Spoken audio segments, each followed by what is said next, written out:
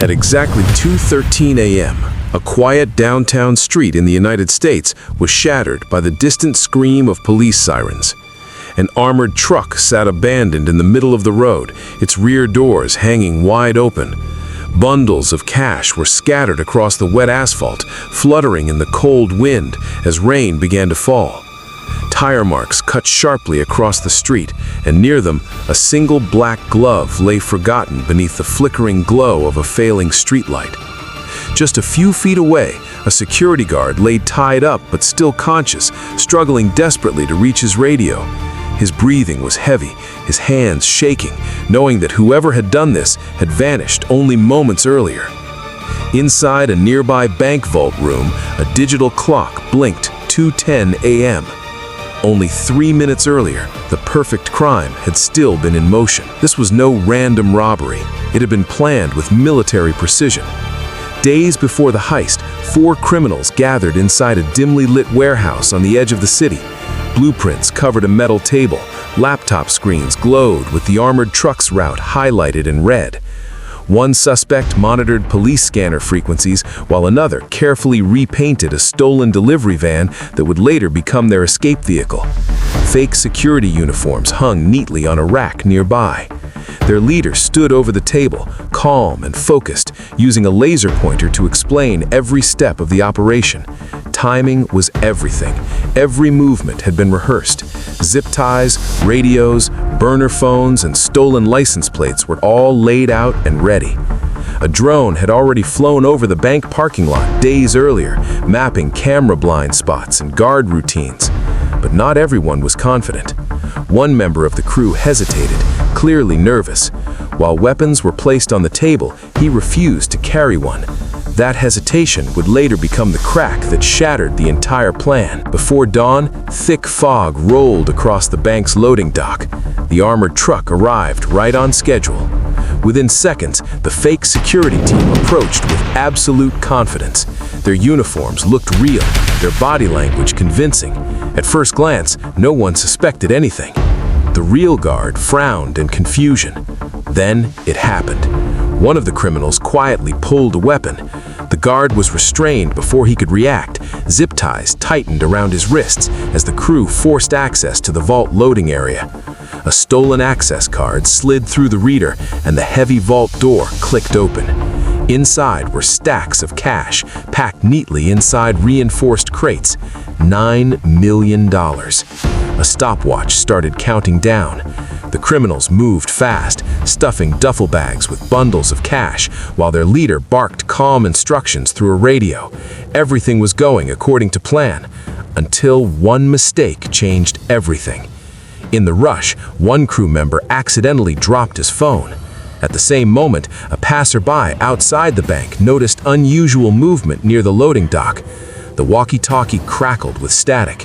The leader looked toward the exit and gave the order to move faster. But fate had already intervened. An unexpected police patrol car turned the corner. The timing was catastrophic. One nervous criminal froze. Then a loud alarm suddenly erupted through the facility. Red emergency lights began flashing across the walls. Someone had accidentally triggered the alarm system. The leader immediately shouted one word: abort. Panic spread instantly. The cash bags were only half loaded into the van when the first police officer stepped out of the patrol car, hand resting on his holster. The van driver slammed the accelerator. Tires screamed against the pavement as the escape vehicle burst out of the loading dock, leaving one terrified criminal behind. What followed turned the city into chaos.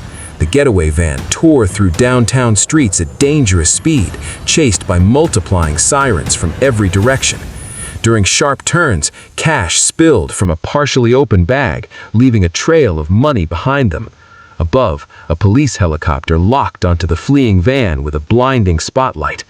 The criminals switched vehicles in a dark alley, abandoning the first van and splitting up on foot when police roadblocks began forming ahead. One suspect hid inside a dumpster behind a restaurant. Another climbed a chain-link fence and disappeared into a residential block. But the city was closing in.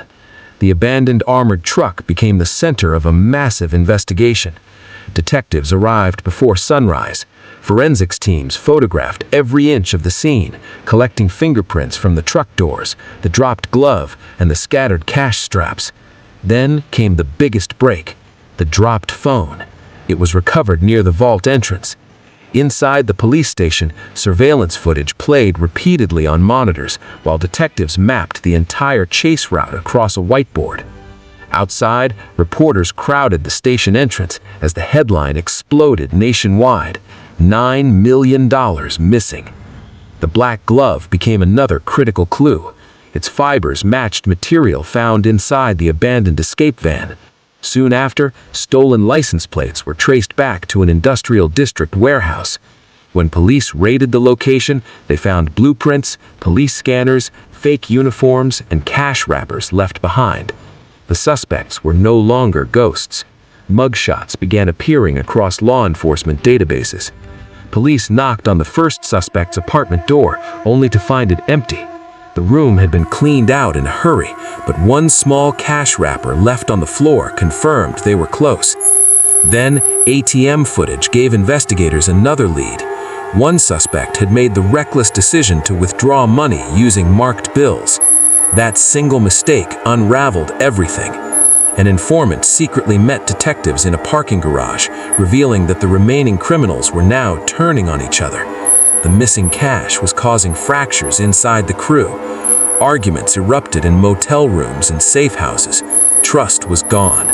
One suspect decided to flee the country. At the airport, security officers scanned a suitcase that appeared unusually dense. Inside, hidden beneath layers of clothing, were stacks of bundled cash.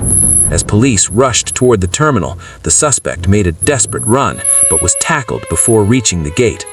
The arrests began rapidly after that. One suspect was captured in a parking lot, slammed against a car as handcuffs clicked shut. Another barricaded himself inside a roadside motel room. SWAT surrounded the building. Moments later, the door was breached. Still, the leader remained missing. He had the largest share of the money and one final escape route. Driving alone on the highway with a duffel bag beside him, he pushed the vehicle to extreme speed as police units and a helicopter closed in. Desperate, he began throwing bundles of cash out the window, hoping the chaos would distract pursuing officers. It didn't. A spike strip deployed across the highway. Seconds later, the tires exploded.